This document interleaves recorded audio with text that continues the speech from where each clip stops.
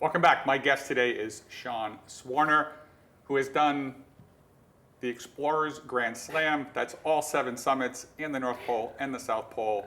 You'd think he's Santa Claus, but not so much. Welcome back.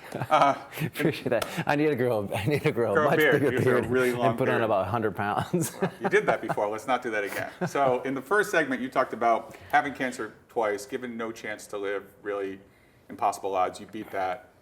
And then immediately, and I shouldn't say immediately, but you got to college, grad school, and you decided that you were going to take this thing that nearly killed you and you were going to try to turn it around and use it to help other people. So tell me about that. Well, interesting how that transition happened, because for the longest time, I was terrified. I would go in once a year for a checkup.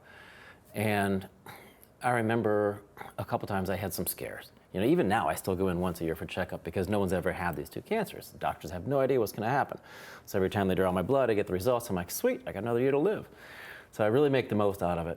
But for the longest time, it wasn't like that. And I was terrified. Anxiety is real. Until I realized I was allowing a 6-letter word to control my emotions and feelings. And who's in charge of how you feel? You are. But I'm allowing something else, something out here to affect me on the inside. So I went to the bathroom and I looked at myself in the mirror and I literally said the word cancer out loud probably 30 or 40 times. Just cancer, cancer, cancer. When I got to 30 times, I started laughing. Like, what the hell am I afraid of? So when I finally got that out, I realized that everybody in the world needs hope. You know, the human body can live for about 30 days without water. The human condition can sustain itself for about 3 days, food. Yeah, the human condition can sustain itself for about 30 days without food. It can survive for about 3 days without water, but no human alive can live for more than 30 seconds without hope. And I wanted to give that hope to other people. And I figured by utilizing and reaching the tallest platform in the world, some people might get some inspiration from that, which is Mount Everest. And I climbed Everest with 1 lung, but every step along the way, it had a deeper impact because I was doing something people thought was physiologically impossible. But every step, I had 2 things. I had a mantra. One was, the higher I go, the stronger I get. The higher I go, the stronger I get. Going back to what I learned when I was in the shower, focusing on what I wanted, not the avoidance of what I didn't want to happen. Higher I go, the stronger I get. And the second one was, every step along the way, I had a flag that was about this big that had names of people touched by cancer. And it was, it was folded up in my chest pocket, and it was close to my heart. So every step, that was a reminder of why I was there. And when I made it to the summit, I realized that I didn't get those people to the top. They pulled me.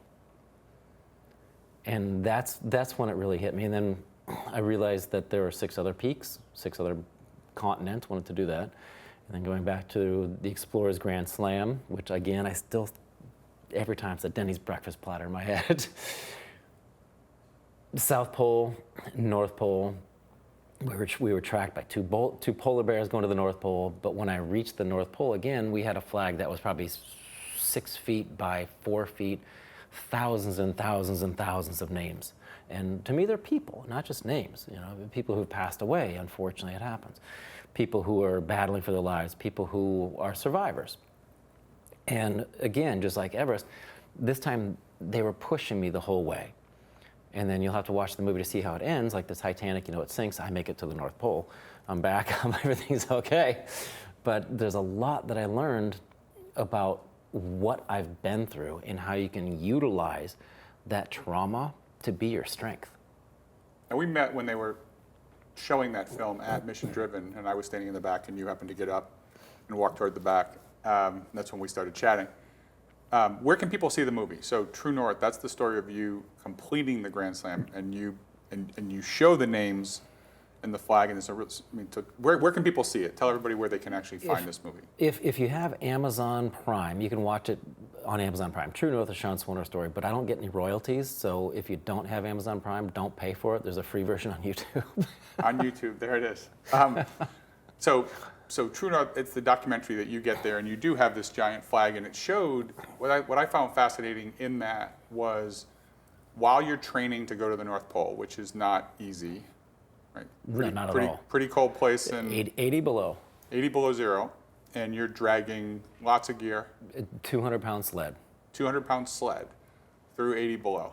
So showing the training, but while you intersperse with this training, you're going to hospitals, you're going to meet people, you're going and getting signatures of names and inspiring people, and like this isn't just an ego thing for you. I have never made it to the summit of any significant peak by myself. Everest, Elbrus, Aconcagua, the highest mountain on every continent. But that also includes going through the cancers. In business, in life, you can't do it alone. And hypothetically, let's say I climbed Everest all by myself. Yay, self high five. Like I want to celebrate it with people. And when you have that group, you have a deeper purpose behind it. So that's what it was all about. It was never about an ego-driven bucket list check mark thing. It was about giving hope to other people. And it's very similar to when I do visit the hospitals. Like I'm visiting a hospital, say, a few days ago. There's a young man who's laying in the hospital bed, battling for his life, and he sees someone who's been in that situation. I'm assuming that he probably gets something out of it. I also get something out of it too. But in my mind, if something happens on the mountains or on these expeditions, I can always pick up the satellite phone and insurance kicks in. Like, hey, get me out of here. I'm not feeling it today, and I'll come back next year. Helicopter comes in, takes me out. Someone's fighting for their lives, battling cancer, they can't pick up their cell phone like, I'm not feeling it today.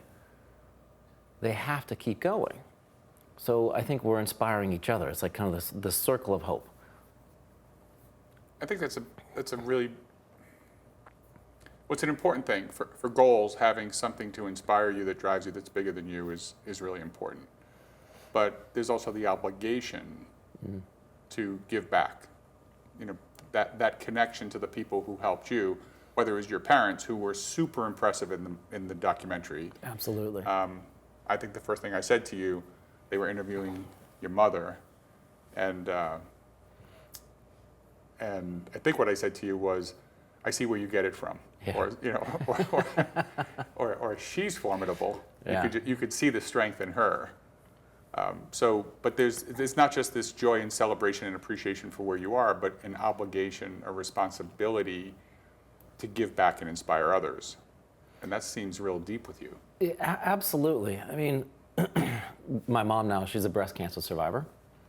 Her name was on the flag as well. And if you have that, again, going back to purpose and values, if you're going through life and you don't have a set of values for your own personal life, how are you going to succeed in business? How are you going to succeed in your marriage? How are you going to succeed in sports if you don't know what you value yourself?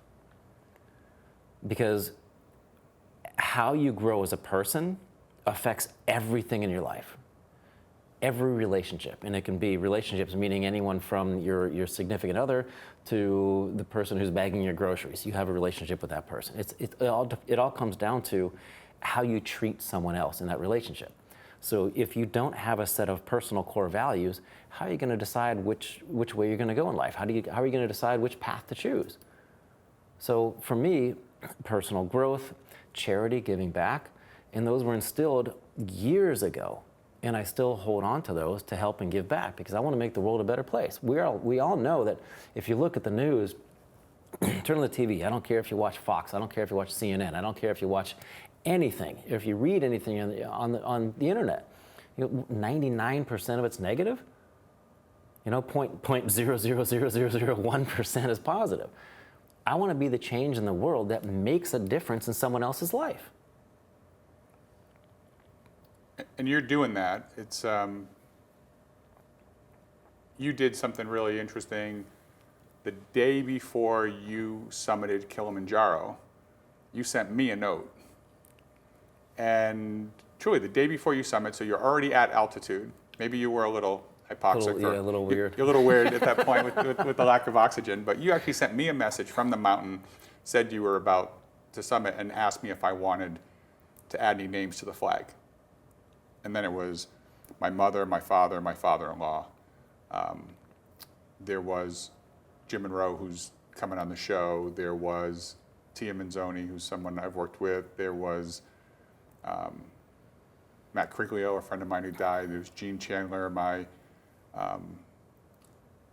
mother-in-law. I mean, there was just a whole bunch of people, and you put all of them on there and then sent a picture. So we'll put a picture up on the screen and show people the flag. But you did this, put their names up, asked me for their names, told me they were on there, and then planted that flag in Kilimanjaro, and then also sent me a picture. So it wasn't like, yeah, I'll do it, but how would he know? Right. Because then I have to follow you up there to see it. But it's What are you doing in July next year? You want to go check it out? I knew that was coming. So I'm going to get outed in segment 4. So you're doing the things, and I greatly appreciate that. This comes at a cost. I mean, you shared with me like the cost of the beauty of having goals and doing extraordinary things. You need people to push you. You need help. You can't do it alone. But sometimes there's a chasing and a climbing that has some has some pain and has a little bit of can kind of hold you back a little bit, or sometimes you'll have that slingshot effect where you pull something one way and then it comes back the other.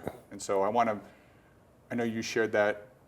So after the break, I want you to help everybody understand not only can you do great things, but you've got to look and take care of yourself, because sometimes these things can take a toll on you, and there's some balance between doing a lot of good and not losing yourself on the way. Absolutely. So be ready to come back for the real deep stuff with Sean Swarner. We'll be here.